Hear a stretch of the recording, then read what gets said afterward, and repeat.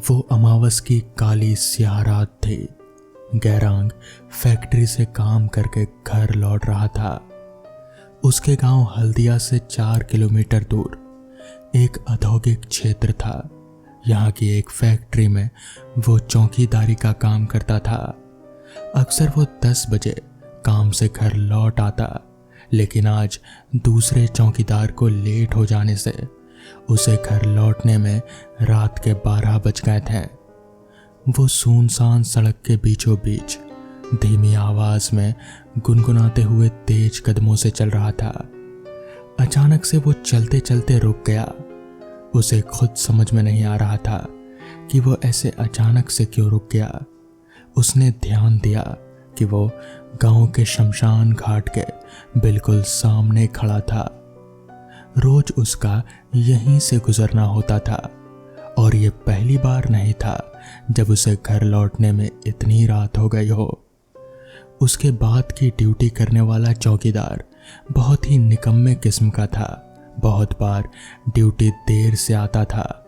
कई बार गैरांग इसी रास्ते से रात के 12 बजे के बाद भी घर लौटा था, लेकिन इससे पहले कभी भी उसे ये शमशान इतना डरावना नहीं लगा जितना आज लग रहा था।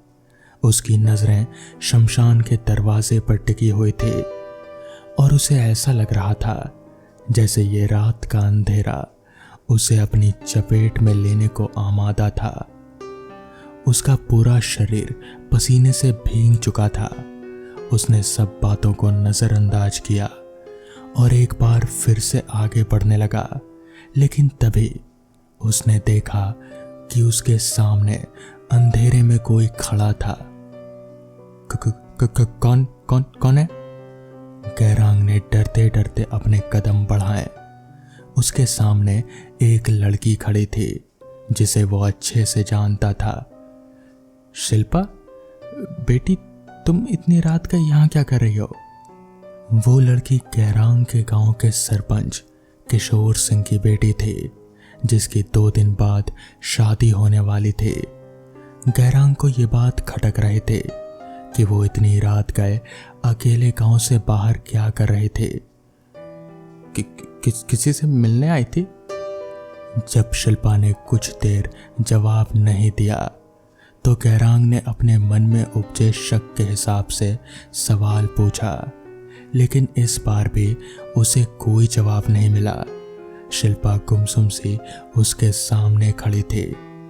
गैरांग को अपना शक सही लग रहा था, लेकिन अभी वो शिल्पा से सवाल जवाब कर उसे डराना नहीं चाहता था। उसने तय किया कि वो इस बारे में सीधे सरपंच से बात करेगा। चलो, मैं तुम्हें घर छोड़ देता हूँ। गैरांग के कहने पर शिल्पा उसके साथ चल पड़ी। वो उसके पीछे पीछे चल रहे थे। थोड़ी देर बाद दोनों सरपंच साहब के घर के सामने पहुंच गए। गैरांग ये देखकर हैरान था कि सरपंच जी का घर भी पूरी तरह से अंधेरे में डूबा हुआ था। अंदर से उसे किसी के रोने की आवाज आ रहे थे, जिसने उसे और भी असमंजस में डाल दिया। इस बारे में पता करने के लिए वो शिल्पा से सवाल करने के लिए पीछे मुड़ा। शिल्पा बेटी, ये... लेकिन शिल्पा वहां पर थी ही नहीं। गैरांग इधर उधर देखने लगा, पर उसे शिल्पा दिखी ही नहीं। लगता है जैसे घर से निकली थी वैसे ही घर में भी चली गई। ये आजकल के बच्चे, इससे पहले कि ये लड़की अपनी शादी से पहले कोई कांड कर बैठे, इसके माँ बाप को बताना होगा। कोई बात नहीं, कल बता दूंगा। आज बहुत रात हो गई, अब मैं घर चलता हूँ। इतना कहकर गैरांग अपने घर की ओर चल पड़ा। वहीं दूसरी ओर हल्दिया गांव के ही एक घर में दरवाजा खटखटाने की हल्की सी आवाज से एक महिला की नींद टूट गई। वो जल्दी से उठकर खड़ी होकर बाहर आई तो देखा कि कोई कंबल में लिपटा हुआ अंदर चला रहा था। उसने पास लगे बटन को दबाकर बल्ब जला दिया, जिससे उजाला पूरे आंगन में फैल गया। अचानक से हुई रोशनी से वो कंबल में लिपटा आदमी चौंक उठा और डर से इधर उधर देखने लगा। गगन, इतनी रात के कहाँ से आ रहे हो? भाभी, वो क्या हुआ गगन? तुम इतने घबराए हुए क्यों हो? अपनी भाभी की बात सुनकर गगन के माथे पर छलक आए पसीने को साफ किया और खुद को सामान्य करने की कोशिश करते हुए जवाब दिया, कुछ नहीं भाभी, सोहन लाल के घर गया था, मेरी तबीयत कुछ ठीक नहीं है। इतना कहकर वो जल्दी से अपने कमरे में चला गया। उसकी भाभी देवकी गगन के व्यवहार से उलझन में पड़ गई। उसने बल्ब बंद किया ही था कि उसे ऐसा महसूस हुआ जैसे दरवाजे पर कोई खड़ा हो। उसने पलट कर देखा तो घर का मेन दरवाज़ा खुला हुआ था, जबकि उसे यकीन था कि जब वो गगन से बात कर रहे थे तब तो दरवाज़ा बंद था। उसने ध्यान से देखा तो पाया कि दरवाजे के बाहर कोई खड़ा है।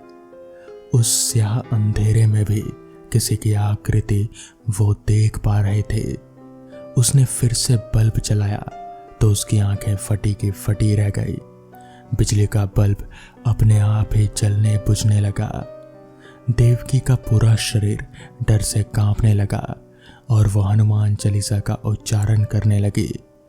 कुछ ही पल बाद घर का मेन दरवाजा जोर की आवाज के साथ बंद हो गया। लाइट बल्ब भी जोर के धमाके के साथ फूट गए और एक बार फिर से पूरा घर अंधेरे के चपेट में चला गया। मगर इतनी आवाजों के बाद भी घर का कोई सदस्य नींद से नहीं जागा। देवकी को ये बात खटक रही थी। वहीं दूसरी ओर गैरांग ने घर पहुंचकर नहा धोकर खाना खाया। उसने एक बात पर ध्यान दिया कि वो जब से आया था तब से उसकी पत्नी कुछ उदास उदास सी थी। सोने जाते समय उसने इस बारे में अपनी पत्नी से पूछा, क्या बात है तीजा, तुम्हारा चेहरा आज उतरा हुआ क्यों है? जी वो मैं आपको बताने ही वाली थी, आज मैं तो क्या पूरा गांव ही शोक में डूबा हुआ है।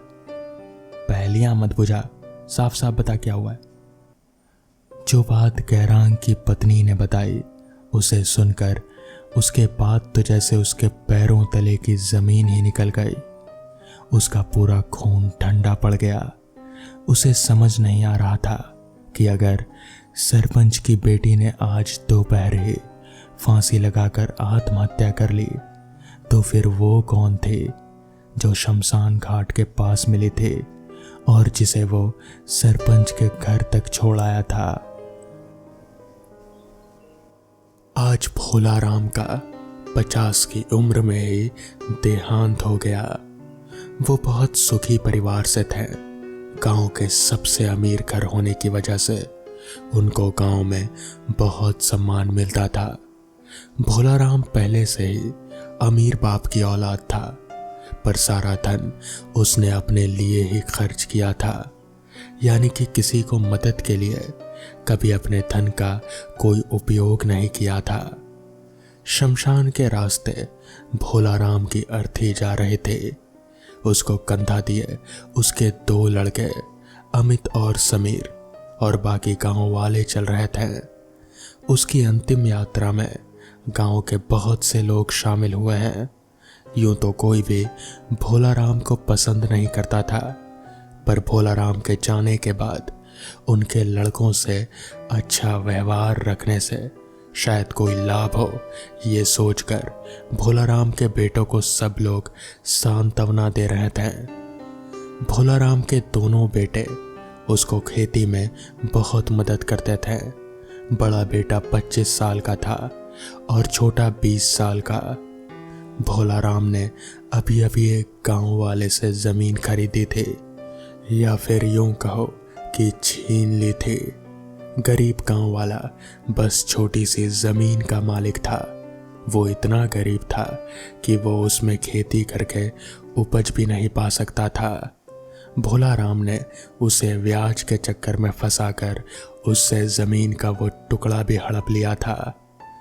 भोलाराम का रात को जमीन हड़पने के बाद ही बहुत ही भयानक सपने आते थे। वो नींद में ही चिल्लाने लगता था और फिर उठकर बैठ जाता।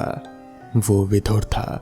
उसकी पत्नी की मौत कुछ सालों पहले ही हो चुकी थी, जिसकी वजह से वो कमरे में अकेले ही सोता था, जिससे उसका डर और ज्यादा बढ़ जाता था। आखिरी रात को वो इतना ज्यादा डर गया था कि उसको हार्ट अटैक ही आ गया और उसकी मौत हो गई। शमशान गांव से काफी दूर था, जहां तहां राख बिखरी पड़ी थी और अधजली हड्डियां भी दिखाई पड़ती थी। शमशान का आकार काफी बड़ा था, जैसे एक छोटे से खेत पर ही शमशान बना दिया गया हो। चिता को मुखग्नि देकर भोलाराम का बड़ा बेटा भी बाकी लोगों के साथ बैठ गया। छोटा बेटा सब लोगों को बीड़ी बांट रहा था, जो लोग हंसी हंसी जलाकर उसके कस ले रहे थे। अमित पूजा पाठ में ज्यादा विश्वास रखता था। उसको भगवान पर काफी श्रद्धा थी, जबकि समीर बस अपनी ही धुन में रहता था। वो बड़ा हो गया था, पर मन तो बच्चों की तरह ही था उसका। घर आकर समीर और अमित ने नहाया और लोगों के बीच बैठ गए। दोनों भाइयों को पिता के देहांत से काफी दुख था। सब गांव वाले दोनों को सांत्वना दे रहे थे। दोनों ने सुबह से कुछ नहीं खाया था। अमित की पत्नी यानी समीर की भाभी ने समीर को थोड़ा सा समझकर भोजन करा दिया। भोलाराम के अंतिम दिनों का रहस्य कोई नहीं बता पा रहा था। कोई कहता था कि भूत प्रेत का मामला है, तो कोई कहता था मानसिक संतुलन हिल गया था। ऐसा बोलने वाले लोग थे जो बता रहे थे कि भोलाराम को उसके बुरे कर्मों की सजा मिली थी। कुछ दिन शोकमग्न रहने के बाद अमित और समीर कुछ नॉर्मल से हो गए। सब पहले जैसा चल रहा था। समीर अपना मन हल्का करने के लिए शहर जाना चाहता था, जिसको बड़े भाई अमित ने अनुमति दे दी। घर के पुराने नौकर चंदू चाचा, जो कि तकरीबन 60 साल के होने को आए थे, वो घर के काम अभी भी कर लेते थे। अमित ने उनको भोलाराम का कमरा खोलने को कहा। कमरा 2 दिन से बंद होने की वजह से हल्की बदबू से भर गया था। कमरे के बीचों बीच भोलाराम की चारपाई पड़ी थी। एक कोने में उसकी अलमारी थी, जिसमें शराब की बोतलें और सिगरेट रखे हुए थे। उसके कपड़े और पैसे जेवर भी सब कुछ रखे हुए थे। कमरे के एक कोने में काले पत्थर की लगभग 1 फुट लंबी एक मूर्ति पड़ी हुई थी। अमित ने उसका हाथ में लिया और वो पहचान नहीं पाया कि वो किसकी प्रतिमा है। ज्यादा पुरानी होने की वजह से वो बहुत ही जर्जर हालत में थी। चंदू चाचा को पूछने पर उन्होंने बताया कि भोलाराम ने 1 हफ्ते पहले जिस गरीब आदमी की जमीन हड़पी थी, उसी के खेत से ये मूर्ति मिली थी, जो जमीन में खुदाई के वक्त निकली थी। जमीन शमशान के पास ही थी, या यूं कहें कि शमशान और उस जमीन के बीच कुछ छोटी छोटी झाड़ियां ही थी बस। अमित ने उस प्रतिमा को वहीं कोने में रख दिया और खेत की ओर चल दिया। भोलाराम के कमरे को एक नौकर को रहने को दे दिया गया, जो कि किसी वजह से उस कमरे में बस 2 दिन ही रह पाया। उसके बाद कमरा खाली करके भाग गया। उसको बहुत तेज बुखार आ गया और वो कुछ भी बोलने की स्थिति में नहीं था। बस उसके चेहरे पर डर ही नजर आ रहा था। अमित उस नौकर से मिला जो किसी भयानक अनुभव से गुजर चुका था। वो लगभग बेहोशी की हालत में था और बीच बीच में चीख दिया करता था। उसके परिवार वाले उसकी वजह से बहुत परेशान थे। अमित ने उसके परिवार को कुछ पैसे दिए और अपने घर आ गया। उसकी पत्नी ने पानी पिलाया और वो अपने कमरे में ये सब घटनाक्रम के बारे में सोचने लगा। उसको उस काली पत्थर की प्रतिमा याद आई। उसने भोलाराम का कमरा फिर खोला और उस प्रतिमा को ले जाने के लिए उस कोने की ओर देखा, पर आश्चर्य की बात यह थी कि वो मूर्ति वहां से गायब थी और सबसे पूछताछ करने पर मालूम चला कि किसी ने भी ये कमरा खोला नहीं था। अमित ने पूरे घर में देखा, घर के आसपास भी छान मारा, पर वो मूर्ति कहीं नहीं थी। वो शाम को पूजा के बाद अपनी पत्नी के साथ बैठा हुआ था, तभी किसी ने दरवाज़ा खटखटाया। यूं तो शाम को दरवाज़ा खुला ही रहता था, पर आज चंदू काका ने बंद कर दिया होगा शायद। अमित ने दरवाज़ा खोला तो बाहर सिवाय ठंडी हवाओं के कुछ भी नहीं था। अमित को लगा शायद किसी ने मजाक कर दिया होगा। अमित का मन अभी शांत नहीं हुआ था। वो बाहर ही सोफे पर लेट गया। लेटे लेटे ही उसको कब नींद आ गई पता ही नहीं चला। ऐसा कहा जाता है कि जो भी आप दिन में देखते हो, रात को वही स्वप्न आपको आता है। अमित भी पूरा दिन पत्थर की प्रतिमा के बारे में ही सोच रहा था। उसने सपने में देखा कि वो किसी सुनसान जगह पर सोया हुआ है। वो उठकर देखता है तो वो वहीं शमशान वाली जमीन पर लेटा पड़ा था। वहां आसपास कोई नहीं था, मगर तभी अचानक से वहां पर उसके पिता भोला राम आ पहुंचे। मगर वो जैसे अमित को देख ही नहीं पा रहे थे। भोला राम उस किसान जिसकी वो जमीन थी, उस छोटे से किसान से बहस कर रहे थे और फिर उन्होंने बहस के दौरान ही उसकी जमीन हड़प ली, जिसके बाद वो किसान रोता बिलखता रहा, मगर भोला राम पर जैसे कोई फर्क ही नहीं पड़ा। भोला राम वहां से अपने घर आ गए, जिसके बाद अचानक ही वो जैसे रात के वक्त में पहुंच गया। अमित ने देखा तो वहां पर आसपास रात का माहौल था। तभी अचानक से उस किसान की पत्नी वहां आ पहुंची। उस किसान की पत्नी ने थोड़ा सा खेत को खोदा और फिर उसके नीचे अपने साड़ी के पल्लू से निकाला वही मूर्ति जिसे अमित ने अपने पिताजी के कमरे में देखा था। किसान की पत्नी ने उस मूर्ति को खेत के नीचे जमीन में दफना दिया और फिर वहां से अपने घर चली गई।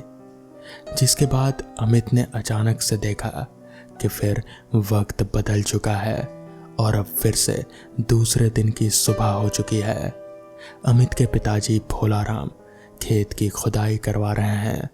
तभी उन्हें वो मूर्ति मिलती है और फिर वो उस मूर्ति को देखकर जैसे उनकी आंखों में एक चमक सी आ गई।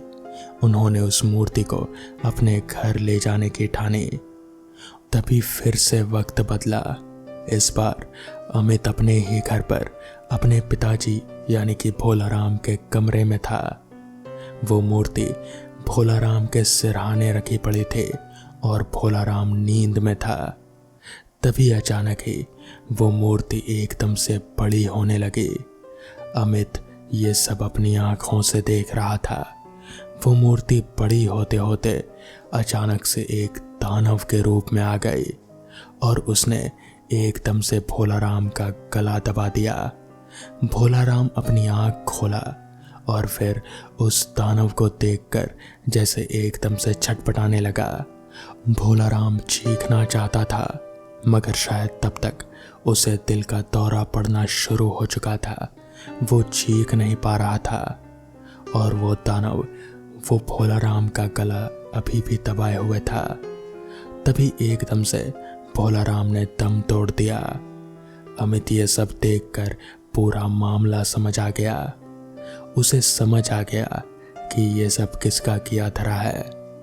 तभी एकदम से अमित की आंख खुली तो उसने खुद को घर के बाहर सोफे पर लेटा हुआ पाया। उसने उठकर आसपास देखा तो शाम से अब रात हो चुकी थी, मगर वो मूर्ति, वो काली सी मूर्ति जिसे अमित आज दिन भर अपने घर पर खोजता रहा और उसे नहीं मिली, वो अब अमित के सिरहाने रखी पड़ी थी। अमित जानता था उस मूर्ति का राज। वो समझ गया था कि ये मूर्ति ही है जिसने उसके पिताजी को मारा था। अगली सुबह अमित उस मूर्ति को लेकर सीधे गांव के जाने माने तांत्रिक के पास गया। उसने उसे वो मूर्ति दिखाई। तांत्रिक मूर्ति देखते ही समझ गया, जिसके बाद तांत्रिक ने कहा, ये मूर्ति नहीं है, ये दानव है, इसे लोगों को मारने के लिए भेजा जाता है। जिस पर अमित ने कहा, तो बाबा अब इसका क्या उपाय है? इस पर बाबा ने कहा, इसका एक ही उपाय है। इसका जो भी मालिक है, यानी कि जिसने इसे भेजा था तुम्हारे पिताजी को मारने के लिए, तुम्हें उसके पास जाना होगा और फिर उनसे माफ़ी मांगनी होगी। वो ही अपना जादू वापस ले सकते हैं, इसमें मैं कुछ नहीं कर सकता। जिसके बाद अमित वहाँ से सीधे उस गरीब किसान के घर गया। उस किसान के घर का दरवाज़ा खटखटाया तो उसकी पत्नी ने दरवाज़ा खोला। अमित ने उनको पूरी बात बताई और फिर उनसे झगड़ा करने के बजाय अमित ने उनसे माफ़ी मांगी। पता चला कि वो किसान जिसकी ज़मीन भोला राम ने हड़पी थी, वो तो उसी दिन फांसी लगाकर आत्महत्या कर लिया था। उसकी पत्नी ने उसी रात वो काला जादू गुस्से में आकर किया और भोला राम को मारने की ठानी। मगर फिर उसकी पत्नी ने भी अमित से माफ़ी मांग ली, क्योंकि उसे भी ये सब करके कोई संतुष्टि नहीं मिली। जिसके बाद उसकी पत्नी ने अपना काला जादू वापस कर लिया। तो दोस्तों, ये थी आज की कहानियाँ। अगर आपको ये कहानियाँ पसंद आई हों तो वीडियो को लाइक और चैनल को सब्सक्राइब करना ना भूलें। तो मैं आपका दोस्त आर्यन जल्द ही मिलूँगा आपसे ऐसी ही नई कहानियों के साथ। तब तक के लिए अपना ख्याल रखें।